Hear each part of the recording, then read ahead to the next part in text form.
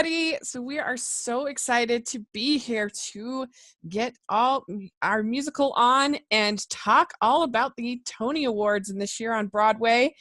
And I am joined by my friend Hayden. This is very exciting. It's our first time podcasting together.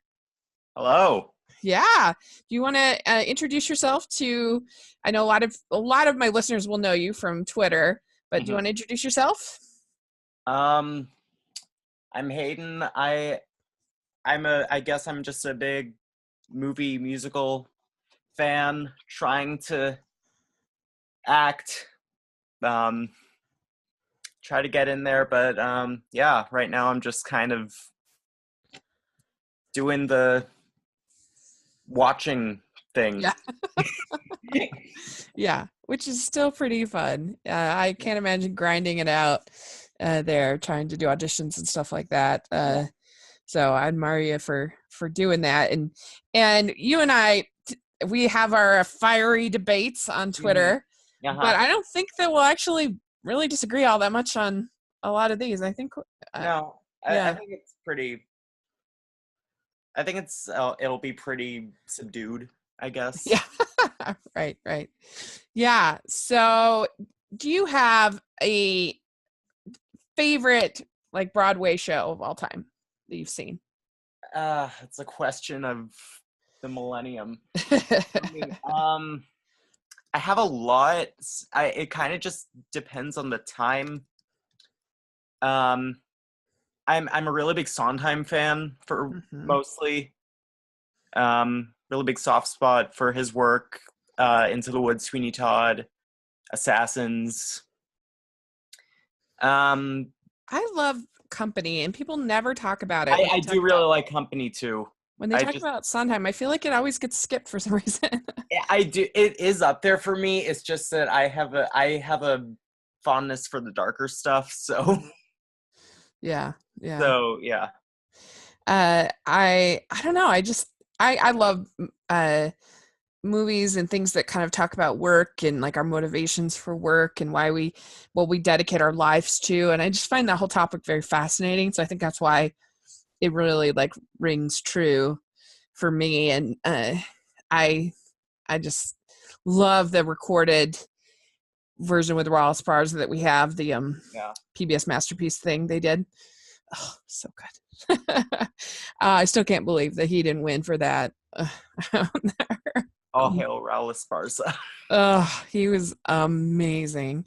But all right. Well, I'd say my favorite is still Les Miserables. I don't know if it'll ever be topped just because of when you have the nostalgia thrown in there. It was really next to The Little Mermaid. It was the first music that I ever really fell in love with in my life. And I watched, they had a 10-year anniversary concert. Right. Yeah. And I literally knew every line to every song.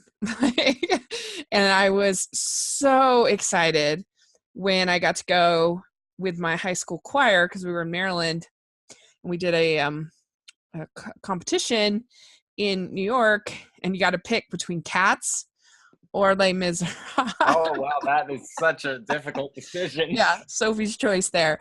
But no, I was so beyond excited, and I just feel like so rarely in life do like those kind of like insane expectations like really are really met. One thing on my bucket list is actually to do like a flash mob of One Day More.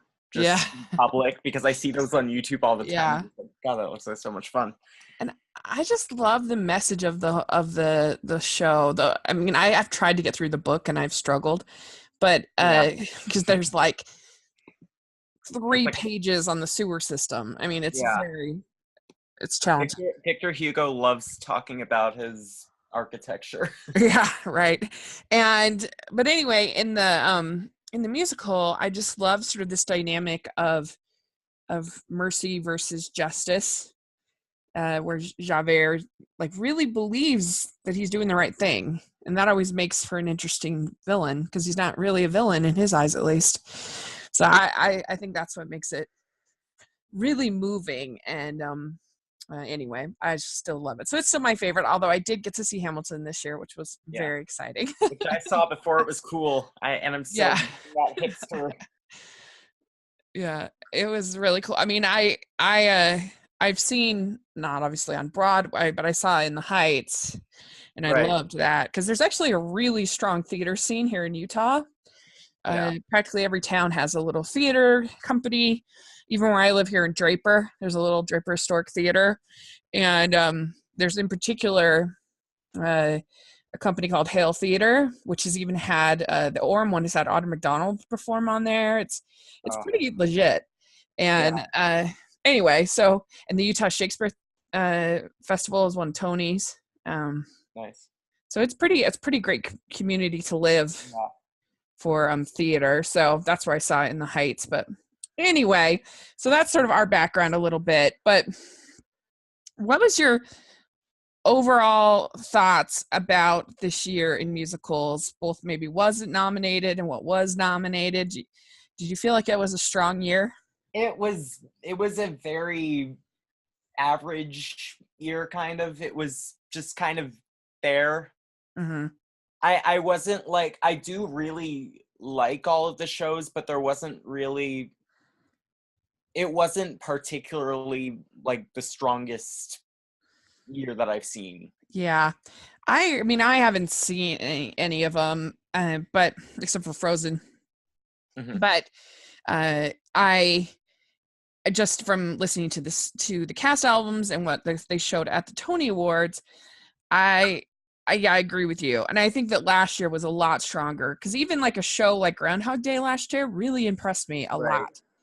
And I don't know, I just felt like all four, I think there were four nominees last year for Best Musical, and I Mhm. liked all a lot.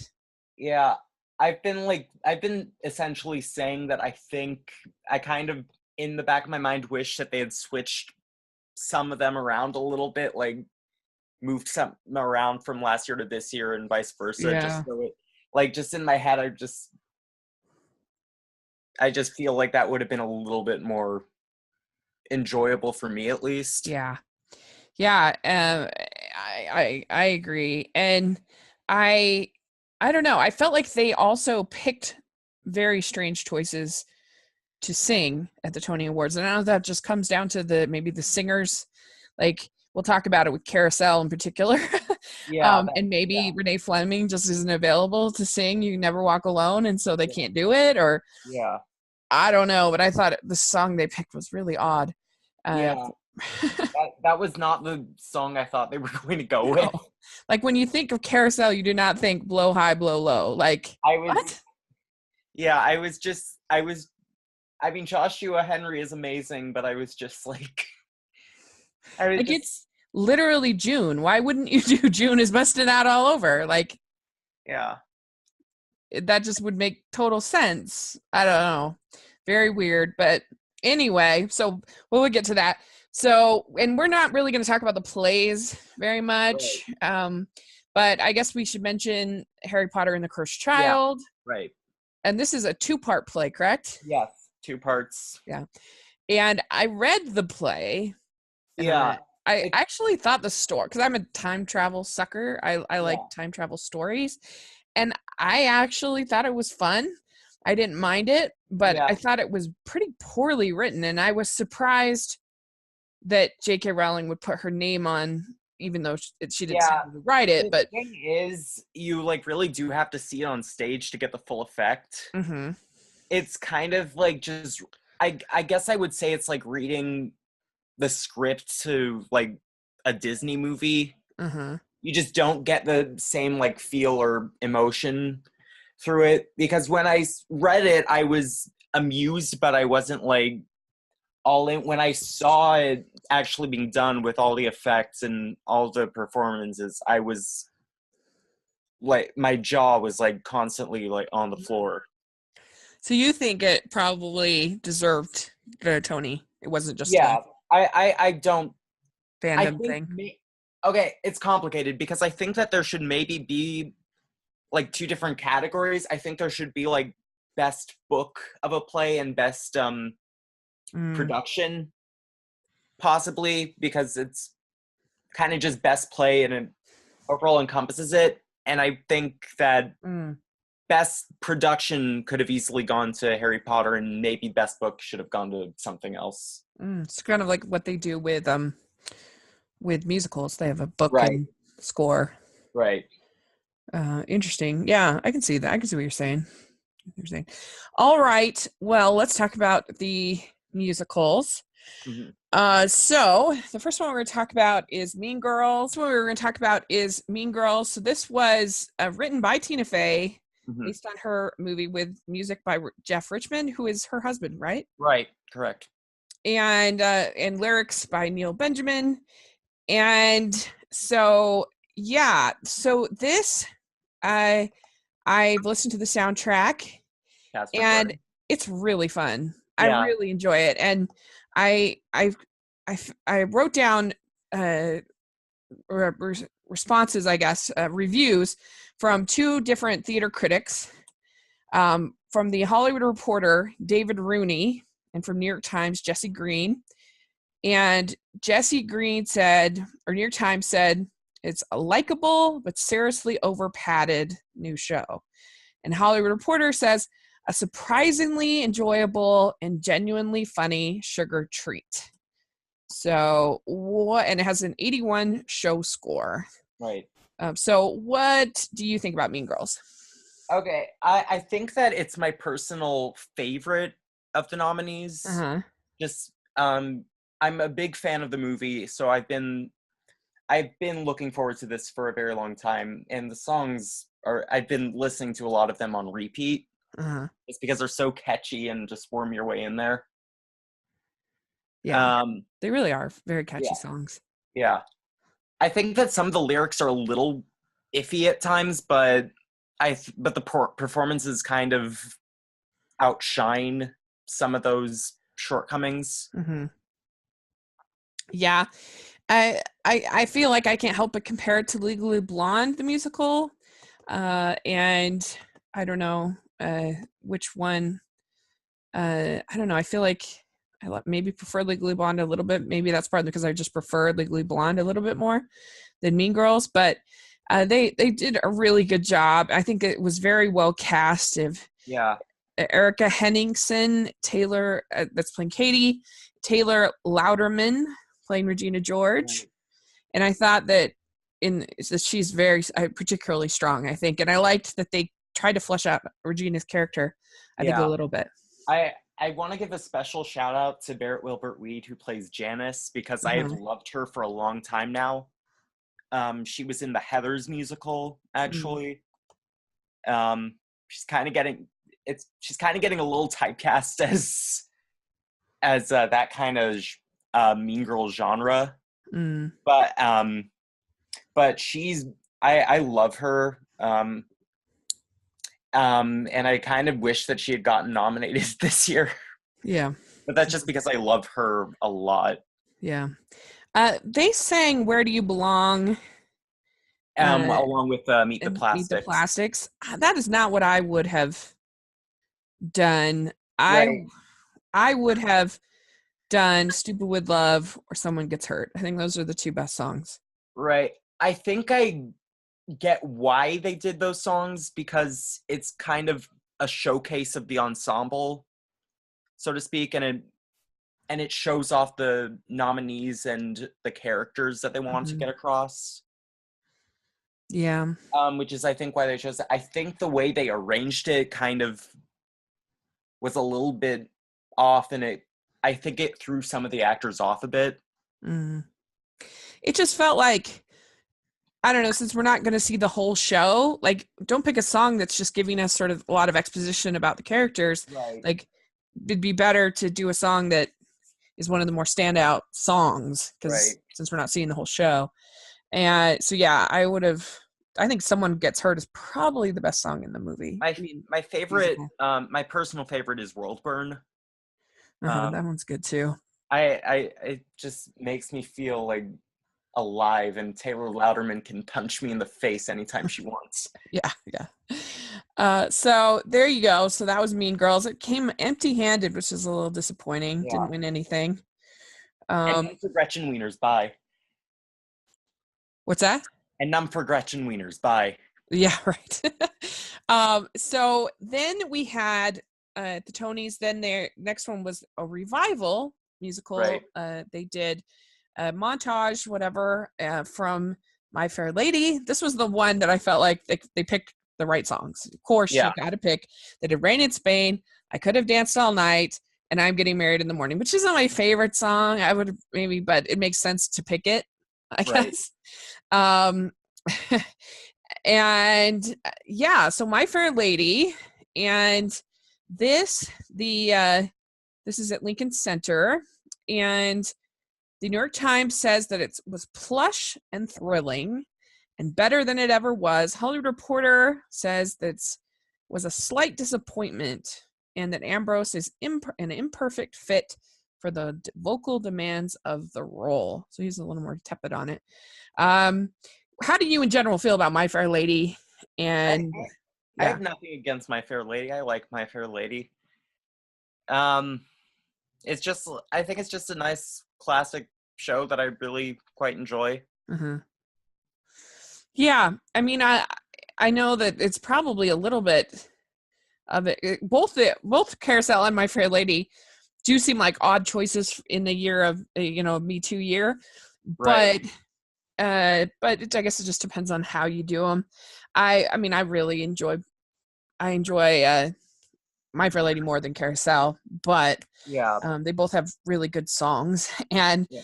I thought that Lauren Ambrose seemed pretty good to me. I don't Yeah. know. There was a lot of facial acting I noticed. Yeah, that's true. I mean, like my Tony watching group was just commenting on how extreme her facial expressions were, which Yeah. I mean it's on stage, so fair. It was just kind of funny to see on like a small screen. But I Very thought she had a pretty nice yeah. mixed sound to her voice Yeah. that works so well with those songs. Because Could Have Danced All Night goes so high that Right. you have to be able to pull off that soprano pretty well. Yeah. My my one gripe with the performance was I somehow couldn't find a way to sneak Diana Rigg in there. Mm, yeah, I just she I plays the mom. right, yeah, I'm in love with her. So Yeah, I forgot. I didn't know that. yeah, So interesting. Yeah, it has an 87% on and almost all the show scores are about the same. Because I right, think like they would probably do better off if they like pulled people who were like regular theater goers. Because if they just pull the audience, like if you're in New York to see a Broadway show, like 9 times out of 10 you're gonna like it. You know what I mean? right, Because yeah, it's just like, oh, we're going to a Broadway show. um, I don't know. So anyway, then we had we never thought we would get a SpongeBob SquarePants musical, and yeah. all of the musicals that were nominated this year are based on movies. How do you feel about that? I think it's just kind of part of the game at this point. I can't really feel specifically one way. It's just kind of an incidental. Like I realize, like, oh, they're all based on movies or TV shows. Interesting. Yeah. TV shows. Yeah, I mean, I know some people were just like, what are they becoming Disneyland? But what are Right. you gonna do? So they did "I'm Not a Loser," which is a song that Squidward sings, in the SpongeBob SquarePants musical, and I thought it was underwhelming. Yeah, um, I think it's one of those where you kind of do need to see it more on stage. I uh-huh. think I think it's like a really like nice like cute little show. It, it's just kind of one of those like fun like sort of matinee romp sort of things. Yeah, that's what my friend Conrado said. Because I wasn't that impressed with the cast recording. Like, I wasn't that impressed with the cast recording either. I was just like, I don't know. I felt like I had an open mind to it, but it wasn't wowing me. Yeah, But I was like the opposite. I think I had a pretty like closed mind and I was just like, "Oh, this isn't bad. I kind of like this. Mm. Yeah. I but I thought that they should have done I Guess I Miss You or BFF. I think those two songs are better than I'm Not a Loser. And they Right. both have SpongeBob in them, which I would think you'd Yeah. want to do. Yeah. I maybe would have done a Bikini Bottom Day Uh-huh. personally, just because I kind of like just like to give a taste of it, like just show like kind of Bikini Bottom. I don't know. Yeah. Yeah. Well, it's interesting. Or And I'm just a simple sponge also. yeah. So this has an 81 show score, and the New York Times says it's a ginormous giggle of a show, and that Ethan Slater as SpongeBob steals the show. Hollywood Reporter says, while groaning at its fusillade of cornball aquatic puns and absence of musical cohesion, but whether it wore me down like coral erosion or grew on me like algae, the show's unstinting commitment to anarchic plotting, goopy sentiment, and bonkers ADHD juvenilia had me grinning like an idiot. So there you go. He's a pretty good writer, I think. That guy. That's a good review. Anyway, so there you go. So then we get the next of our revivals in the night, and that we had Carousel, and they had Low High Below Low, which we already talked about. It was just such an odd choice, very odd choice. And this, I found out because I was wondering if they were going to change the some of the outdated language in Carousel, but I guess they didn't. Yeah, there was some complaining on the Twitters about that. Yeah. Of course, this is the classic Oscar and I mean Rodgers and Hammerstein musical. Where do you stand on Rodgers and Hammerstein? I do. I really respect them overall. I really do like Carousel, and without it, Sondheim wouldn't have actually gotten into musical theater, because he saw it and was inspired by it, and he was actually like an apprentice of Hammerstein back in the day. I love Rodgers and Hammerstein because their songs they write for sopranos and so many modern musicals I could never sing because they're that belty really low sound, and so I would always look for either Kristen Chenoweth songs because she's soprano, or for Rodgers and Hammerstein. I knew I could sing those and it wouldn't get too low. But anyway, but yeah, I love old Rodgers and Hammerstein. And the New York Times called this heartfelt, half terrific revival.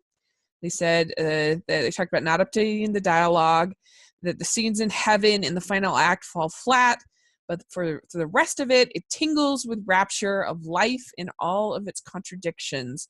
And there were great chemistry between the lead couple. The Hollywood Reporter said, "What a gift to have it back on Broadway in a magnificently sung revival that breathes pulsing new life into this shimmering masterwork." And he praised the final act actually and said that "You'll Never Walk Alone" was perfection. So there you go. And I think that was Renee Fleming who did "Never Walk Alone," I'm pretty sure. The opera star. So yeah. And the girl who the lead girl woman played won the Tony. Lindsay Mendez. Yeah. Lindsay Mendez, yeah, for playing Carrie. So there you go. All right. Then we had next. We had For the First Time in Forever and Let It Go from Frozen. Right. And I have seen that. I saw it in Denver. And I thought that was a little strange. I mean, it might seem obvious to do Let It Go, but I think it might have been cooler to have done Badunch. to do one of the new songs, particularly to do Monster, which is, I think, the strongest new song. Yeah, agreed. I don't know. It would have just showed everybody this is something different. And I wasn't surprised that they went with went with the songs from the movie itself. Mm-hmm. I wasn't surprised, but Monster is definitely the best Yeah, new new song. song. It has a 76 show score, and New York Times was they were both pretty rough on it. They said called it sometimes rousing, often dull, alternately dopey, and anguished Disney musical. He says that he says straining to make something artistically worthy of the property's commercial promise. At least in comparison with the Trout I reviewed in Denver in September, they're getting closer. So it sounds like they made changes from what I saw Yeah. in Denver. So that's interesting. And Hollywood Reporter says he was underwhelmed, and it ends up being merely adequate, a bland facsimile when it should have been something memorable in its own right. What do you think about Frozen the musical? I I do actually really like the Frozen movie, unlike a lot of people. Um, but I think that the musical could have been a lot better. I think that there's a lot of great in there, Mm-hmm. but it also kind of falls into the shadow of the movie itself. I feel like they maybe I kind of wish they could have taken a little bit more time with it to just make it something special Mm-hmm. rather than just kind of recreating the movie and adding some things. And Yeah. Yeah, they could have taken some more risks. And they did get really good talent. yeah, The performers uh, are really good, which is a tall order because when you're replacing Idina Menzel, ooh, that's got to be very yeah, nerve wracking yeah, to do. But I think that let me find her name. I think that Cassie Levy, I think yeah. so. It's She Casey or Cassie. I don't, yeah, but yeah, she's great. I think yeah, she's really talented for right. sure. Yeah, and I really admire Patty Murin for speaking out against a lot of mental health stigma, Mm, considering she um, didn't do a few performances because she was having some anxiety attacks from the drama of the show, and she was very outspoken about that, which was oh, yeah. which was really nice. I really respected that. Yeah, that is cool. Do you have a favorite of these Disney musicals? Do you think's the best? In general, possibly I don't want to be cliched and say Lion King, but probably Lion King, Yeah. which is actually I think that was the first one I ever saw. Um, but yeah, I think Lion King, honestly, because it made it transformative, I guess. It just Yeah. made it into something completely different, and I kind of prefer it to the movie, honestly. Yeah, I it's definitely the one, yeah, where they really made it its own work of art. They added some really great new songs, like Shadowlands is so good. And um I mean, nostalgia's sake, I have a ton of nostalgia wrapped up around the Beauty and the Beast Right. musical. I went and saw that with my cousin the Christmas before she passed away. My sister was in it, and I've just tons of nostalgia. But I probably would agree just counting brass tacks, I would probably say Lion King as well. And I think they've been pretty hit and miss. I was not a big fan of The Little Mermaid. Um, Yeah. I thought that it had some good stuff, but I really didn't like them making Ursula his Triton's sister. That was Yeah. dumb. That's a twist that they keep doing in things. Like that was stupid. It always just kind of Well, and she's an octopus. Like, why is she what? Like, that doesn't make I any sense to me. I I was could be more awkward. My school did my elementary school did a not exactly official production. And they kind of gender swapped Ursula and Triton Uh huh. because the actors wanted to do it, and so they made it Urso and Tritania, which was kind of strange, and That's funny. yeah, and there was a lightsaber battle at the end for some reason. I don't. Yeah, Oh, that was really? That's hilarious. yeah. And I was also I also played Zazu in a not strictly official version of Lion King. Oh, really?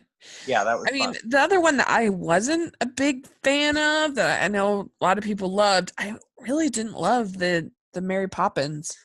Yeah, I didn't really like any of the new songs, and I know they took all the stuff they added was from the book. yeah, I don't know, I just didn't care for it. yeah. So, oh well, what are you gonna do? Um, anyway, so yeah, and I think the Tarzan was Tarzan was a thing it that was a thing, happened. yeah. Right. Newsies was good. That Yeah, that was a good one. They actually made that much better. yeah. Yeah. So, all right. Well, so then we had a little sample, even though it wasn't nominated for Best Musical, from the Donna Summer musical, because a couple of the actresses, I believe, were nominated. And so I felt like they did a whole bunch of different Donna Summer songs, and I felt like they weren't mic'd very well. It just felt very amateurish, and I felt I don't know, it was weird to me. Yeah. And their show has a 71 show score, and the critics were not nice to this. New York Times said that he called the jukebox musical the cockroach of Broadway. And he said that, but even so, in the so-called, but even so, in a so-called blight, you could learn more by reading a thoughtful obituary while playing her hits. And the Hollywood Reporter called it a tacky little show. So Right. they didn't like it.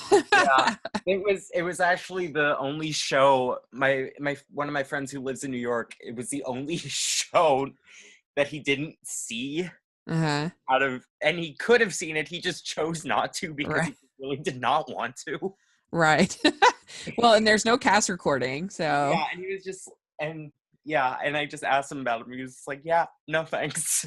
yeah. What do you think about jukebox musicals? Um, I think they can be done well for what they can be.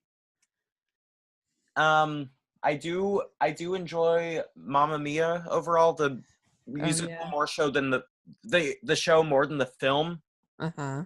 I do enjoy that as just a nice little fun, cute show. Yeah, Jersey I, Boys. Those are probably the Mamma yeah, Mia are Jersey probably the two Boys is most pretty famous.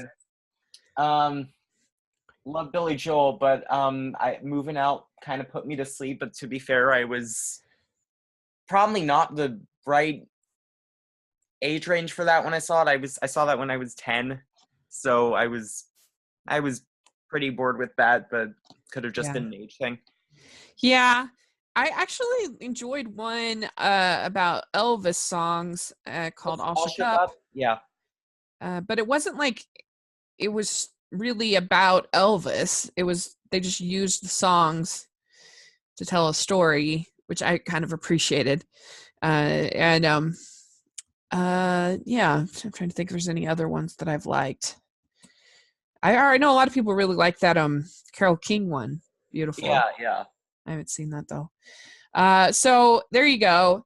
Then we had the winner of the best revival. Yeah, We and had that made me very happy. Once on This Island, I was very and happy about that win. I've always really loved Once on This Island. Yeah, I've always felt like it was very underrated because when I was when I was growing up, when I was an eighth grader, my high school did Once on This Island. And so I was just kind of aspirational for me, it right, was like to go and be like, oh, look how amazing that is. And it's a really fun, really engaging show. right. hmm And We Dance and Mama Will Provide, which were good. I enjoyed Yeah, those. I thought they were solid. And yeah. yeah, I thought that they actually filmed it at the theater at first. For a while I didn't realize yeah, that it was actually there. I felt that Um, too. It was a yeah, little confusing. Yeah.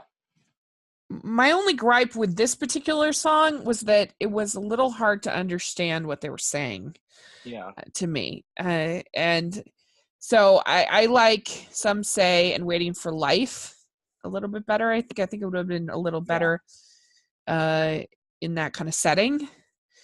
But yeah, I was glad to see that it won. I think that it's a really effervescent, fun show. Yeah. And yeah, the New York Times says that it was revived and ravishing, a bright spot in a dismal theatrical fall. And he says Michael Arden, the director, is a hallmark of ingenuity, warmth, and intensity bordering on excess. Frankly stupendous singing. Hollywood Reporter said that because I guess they changed the setting to Haiti. Yeah. And that it was a moving canvas and an enchanting fairy tale. So, yeah. Yeah. Okay. So you would have picked Once on This Island also Yeah. out of those three? Yeah. Out of the three, yes. Yeah. I think that that just as far as cast recordings, I think that Carousel probably had the best singing of Yeah. any of these shows that we'll talk about, in my opinion. I thought that it was beautifully sung. But it looked like Once Upon This Island was a lot of fun to watch. So Right. okay, then we have A Band's Visit, and so this is the winner for new musical. So I'm part of this theater group called the Utah Theater Anonymous, where they have all these meetups, and it's very active. In fact, they had a Broadway con, had the leader of this group give like a whole demonstration and everything about to other to show how to do these kind of community groups. And it's very active, and they do like tons. They're planning trips to London and trips to all this stuff, and none of them liked this. None of them. They all thought it was boring. They all thought it was like every song sounded the same, and they just weren't into it. And I was surprised because these are like very seasoned, experienced theater goers. We're not talking like Right. some nobody who would more likely to think something like that is boring. It's based on the movie, and I have me and Christine talked about it for Chicks on Flicks. The movie is very languid. It's good, but it's slow. And so, anyway, they did Omar Sharif, which I thought was, I don't know, I guess it makes sense to pick, but it's kind of it's just basically like two people talking the whole song. Yeah, but in fairness, I would kind of just I want to see Tony Shalhoub react to everything in my life. I think there should be just a camera of Tony Shalhoub reacting to things. Yeah. Yeah, fair enough. Yeah. Can't go wrong with that. I don't know. I wasn't blown away, and maybe I was influenced by all my friends who didn't like it, but I did think that the soundtrack was pretty, I don't know, kind of bland. I just didn't. I don't know. I guess I like my Broadway musicals to have like the real sort of cabaret kind of feel to them, where there's like a Yeah. standout, like belting song, that like in I don't know. It seemed like they were all kind of flat, and but it's got an 83 show score, and New York Times loved it. It says one of the most ravishing musicals you will ever be seduced by, a miraculous show, a musical for grown-ups. Hollywood Reporter calls it yearning, wistful, and intoxicating. So what do you think about A Band's Yeah. Visit? I do really like The Band's Visit a lot.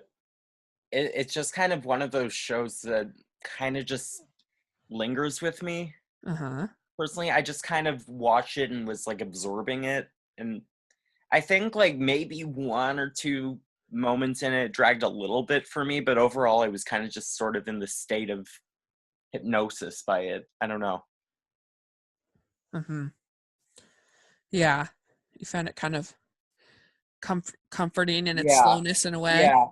Yeah, I have a thing. I do occasionally fall into like I really liking these slow burn kind of, Uh-huh. not just with musicals but also with movies. I do have like a soft spot for like the kind of like slow burns. Yeah. So do you think it was the best of these four? Kind of. I I think it was overall the best personally. Uh-huh. And I kind of thought it was sort of a no-brainer that it was going to win. Yeah. I was partially hoping to be a little bit surprised just because it was kind of an obvious pick. But I do also think that the message is like beautiful enough that it kind of needed to be said, Uh-huh. if that makes sense, of like Right. a the like a group, two groups that are typically very it's usually very tense, and I think they just kind of needed that sort of harmony to be placed in like a mainstream show, Yeah. Yeah. which I think is important. For sure. So So also I just want to bring up how much I love Katrina Lenk. yeah. I just love that woman so much. Yeah, she that was the lead. Yeah, Yeah, she was, yeah. yeah. She was good. She was really good. So yeah, she won, and then Tony Shalhoub won, and uh, Ariel Stachel, Yeah, he won, right. and he was. I regret to say that my favorite name in all of Broadway, Norbert Leo Butz, Yeah, was nominated for My Fair Lady. yeah. I always remember when he won, I forget for what, and he's like, if a person can win an award with the name Norbert Leo Is Butz, then anybody can. was it Catch Me If You Can? I can't remember, but I'm like, that's really true. I I was it because I think he started on Wicked. Am I right? Yeah, he was in Wicked last 5 years. Yeah. The original. And I think they gave him like a sort of sympathy. Oh, oh no, he won for Dirty Rotten Scoundrels. That's right. Oh yeah, yeah, yeah. Which incidentally, same person who did the music as Band's Visit. Oh, Yeah, interesting. Okay, cool. Yeah, so there you go. And Band's Visit won Best Book and Score. So they just yeah, up, yeah. cleaned up. So, uh, okay. Then the last song was, Quote unquote. yeah, was My Hometown from Bruce Springsteen. It is a show, uh, a one man act, whatever. Yeah. Um, and I was not impressed No. at all. Like, what? He just kept talking for like Like so long. 6 minutes. Like, what? It's like 6 minutes. I was. Yeah, it was so long. I was like, what? It's like, Yeah, all of us in my group were like commenting, like just that we were just like, "Are you going to sing now? Are you going to sing? yeah, No, you're like, still going to speak the lyrics. Okay." what? It was so odd. Like, I don't know. It was really strange. It seemed like an Yeah, SNL we bit or were saying something. it was Like, like we were saying it was like Bruce Springsteen ASMR. Just yeah, it was just like we were all like just we were like pretty active that night, and then that happened, and then we just all kind of were just we all just kind of began dozing off, kind of. yeah, it was so odd. And I guess the show was really great. The New York Times says a painful if thrilling summing up at 68, a major statement about a life's work, but also a major revision of it. There may never have been anything as real and beautiful on Broadway. And Yeah, Hollywood Reporter says a beautifully crafted reflection on his life, his career, and his country, and reinventing even some last chance power driven anthems as hymns of quiet introspection. So they just failed spectacularly to demonstrate that, I think. yeah. There were a lot of great tweets about the performance that I'm just gonna share some of those Oh, good. Yeah. because they cracked me up. Bruce Springsteen went on longer than Kimiko Glenn was in Waitress. Um, Hope the Hofstra University Drama Department is ready because for my next department audition, I will be reciting this whole speech by Bruce Springsteen. Yeah. And there was where was it? My personal hell would be a never-ending version of this Bruce Springsteen monologue, and I think maybe I'm living through it. Oh, good. I'm glad because I thought, I mean, I'm not like the biggest Bruce Springsteen fan in the world, and I'm like, maybe I'm just not getting it. But it sounds like everybody was kind of like, what? Yeah. Yeah. So they failed spectacularly to demonstrate that that was a good show, as the reviews suggest, and it has a 90. Yeah. On so there you go. So that was it. There was also the song from the Marjorie Stoneman kids from Rent, and so that was pretty moving. Yeah, I was very touched by that. Yeah, they did a good job. And yeah, so there you go. That was the Tonys. What do you think of Sarah Bareilles and Josh Groban? I was really pleasantly surprised by them, actually. Uh-huh. I kind of just expected to sort of just them to be kind of forgettable, but no, they were pretty like charming overall, and they kept the show going. So yeah, I mean, they're no Hugh Jackman, but they did pretty good, I think. And Josh Groban, you got to give him some credit for being willing to laugh at himself. Yeah, I think that's pretty good. And I love Josh Groban. I'm actually going to see him for the 4th time this year. I just love, I don't know. I know that he's cheesy and over the top, but I love him and his music. And he was amazing in Comet. That was just yeah, I know. I wish I could have seen it. Yeah, because I really liked the soundtrack. Yeah. And I felt like Dear Evan Hansen got a lot of it's overrated, whatever, but I don't care. I thought it was really good. I thought that it was super catchy, and I was just the kind of thing I just wanted to keep listening to it. Yeah. And I think that I would have rather it have been nominated this year, so it could have easily won. Yeah. Is my thing. I think it was a very good show to win, just personally not last year for me, if that makes sense. Yeah. So there you go. That's the Tony Awards. So let us know what you guys think of any of these shows. If you've seen any of them, what you thought, and and what you thought of the Tony Awards. And right, well, great. Well, thanks for this. Is really fun. I really enjoyed this. Yeah, sure. I appreciate you coming in or sitting down and talking with me about Broadway. We should do some of our favorite maybe movie musicals next time. That'll be fun. That should be Okay, cool. Well, how can people find you on social media or any of that kind of fun stuff? My Twitter handle is Pinafore-Geek. That's actually a musical related reference because my initials are HMS. So I kind of HMS Pinafore kind of just made that a thing. So yeah. Cool. Great. I'll have a link to that in the description section. You guys can make sure to follow Hayden on Twitter. And you can follow me at Rachel's Reviews on iTunes and YouTube, and at Smiling LDS Girl on all the social media. So let us know what you think. We'd really appreciate it. And we'll talk to you all later. Bye. Bye.